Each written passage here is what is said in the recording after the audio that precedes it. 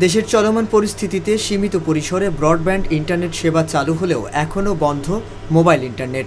ফলে গ্রাহকদের বড় একটি অংশ সেবা বঞ্চিত হচ্ছেন। এমন পরিস্থিতিতে আগামী রবি ও সোমবারের মধ্যে সারা দেশে মোবাইল ইন্টারনেট সেবা চালু হবে বলে জানিয়েছেন ডাক, টেলিযোগ ও তথ্য প্রযুক্তি প্রতিমন্ত্রী জুনায়েদ আহমেদ পলক।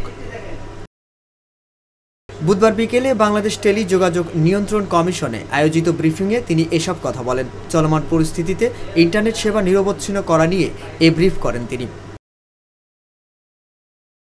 বলেন, দুষ্কৃতকারীদের দেওয়া আগুনে ক্ষতির কারণে ইন্টারনেট সেবা বাধাগ্রস্ত হয়। এ অবস্থায় আমরা যত দ্রুত সম্ভব ইন্টারনেট ব্যবস্থা পুনর্বহালের জন্য কাজ করেছি। ব্রডব্যান্ড ইন্টারনেট চালু হয়েছে।